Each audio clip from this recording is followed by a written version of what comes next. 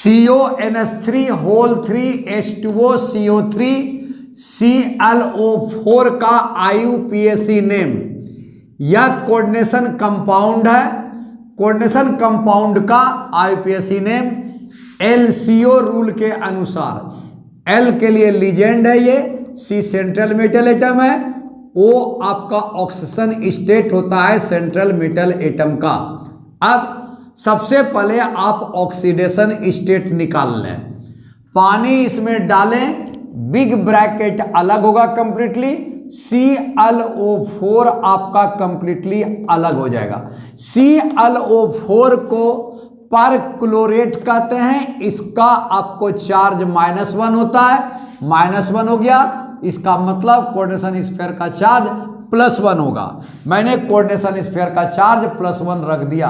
अब oxidation state, oxygen state के लिए रूल क्या है? Oxygen state central metal atom cobalt का होगा। रूल है कोऑर्डिनेशन स्फीयर का चार्ज माइनस टोटल लीजेंड का चार्ज। कोऑर्डिनेशन स्फीयर का चार्ज यहाँ पे +1 है, माइनस कर दें, लीजेंड के पास जाए। यहाँ पे NH3 न्यूट्रल लीजेंड है तो 3 × 0 होगा, प्लस 1 × 0 होगा, पानी आपका न्यूट्रल लीजेंड है H2O, प्लस CO3 आपका कार्बोनेट है। कार्बोनेट का मतलब -2 आपका चार्ज होता है, तो 1 × -2 कर दिया गया। ओवरऑल यहाँ पे ऑक्सीजन स्टेट आपका 3 आपका हुआ। क्लियर? अब लीजेंड का नाम, लीजेंड में यहाँ पर आपका NH3 है तो एमीन आएगा, H2O है तो एक्वा आएगा, CO3 है। चूंकि यह निगेटिव लीजेंड है इसीलिए इसका नाम कार्बोनेट से कार्बोनेटो हो जाएगा। एक्वा वही रहेगा क्योंकि न्यूट्रल लीजेंड है, NH3 वही रहेगा क्योंकि ये न्यूट्रल लीजेंड है। अब आइए लीजेंड का काम समाप्त। सेंट्रल मेटल एटम का नाम, सेंट्रल मेटल एटम या कोबाल्ट है। कोबाल्ट का नाम सीधा कोऑर्डिनेशन स्फीयर के चार्ज पर निर्भर करता है। कोऑर्डिनेशन स्फीयर का चार्ज आपका +1 है, +1 या 0 चार्ज में इसका नाम कोबाल्ट का चेंज नहीं होगा, कोबाल्ट का कोबाल्ट ही रहेगा। अब क्लियर हो गया? आप जान रहे हैं कि ClO4 जो है पर क्लोरेट है।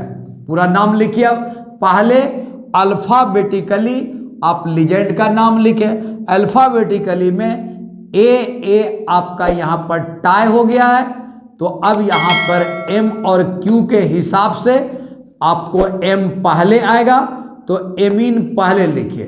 देखिए यहाँ पे एमीन लिखा हुआ है, ये ट्राई लिखेंगे, ये एमीन आएगा, तब उसके बाद एक्वा आएगा A, क्योंकि यहाँ कार्बोनेट में आपका C आया हुआ है तो एक्वा लिखिए, तो एक्वा लिख दिया। अब कार्बोनेट से कार्बोनेटो करना होगा, कार्बोनेटो कर दिया। कोबाल्ट बता चुका हूं कि कोबाल्ट चेंज नहीं होगा नाम, और ऑक्सीजन स्टेट आपका 3 रोमन में लिख दें, पर क्लोरेट हो गया।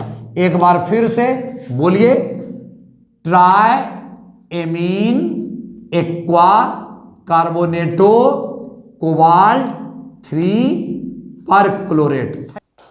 FeH2O होल 5NOSO4 का IUPAC नेम। यह एक कोऑर्डिनेशन कंपाउंड है। इसका नाम LCO रूल के अनुसार पहले लीजेंड, तब आपका सेंट्रल मेटल एटम, तब आपका ऑक्सीजन स्टेट। यहाँ पे सबसे पहले ऑक्सीजन स्टेट निकालने के लिए पानी में डालें SO4, 2- अलग, ये कंप्लीट बिग ब्रैकेट 2+ लेके अलग हो जाएगा। जैसे ही 2+ लेके अलग हुआ, ऑक्सीजन स्टेट पहले निकाल लें। Oxygen state central metal atom का होता है, उसका फॉर्मूला होता है कोऑर्डिनेशन स्फीयर का चार्ज माइनस टोटल लीजेंड का चार्ज। कोऑर्डिनेशन स्फीयर का चार्ज +2 है, माइनस कीजिए, लीजेंड में यहाँ पर एक्वा न्यूट्रल है तो 5 × 0 कीजिए, प्लस NO आपका +1 चार्ज में रहता है, इसलिए एक आपका लीजेंड है यहाँ पे NO, तो 1 × 1 कर दीजिए +1। ऑक्सीजन स्टेट आपका 1 हो गया। अब लीजेंड का नाम, लीजेंड न्यूट्रल है ये पानी, तो एक्वा कहेंगे यहां पे। NO आपका +1 चार्ज है, +1 के चलते नाइट्रोसिल जो है नाइट्रोसिलियम के नाम से जाना जाएगा।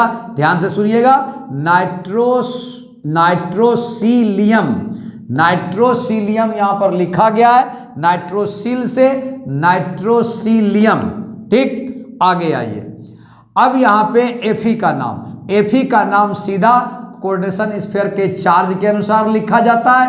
यहां पर चार्ज आपका प्लस है, 0 और प्लस रहने से Fe का नाम वही रहेगा जो ओरिजिनल है, इसका नाम आपको आयरन होगा।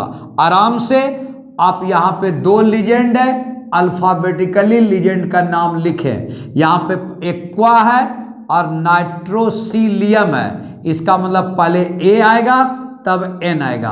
अब लिखा जाए, यहां पे पेंटा है, पेंटा लिखा, एक्वा है, एक्वा लिखा, NO नाइट्रोसिलियम आपका हो गया।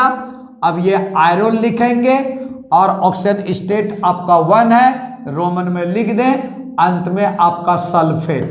क्या नाम पूरा बता दीजिए अब, penta aqua nitrosylium iron 1 sulphate. Thank you.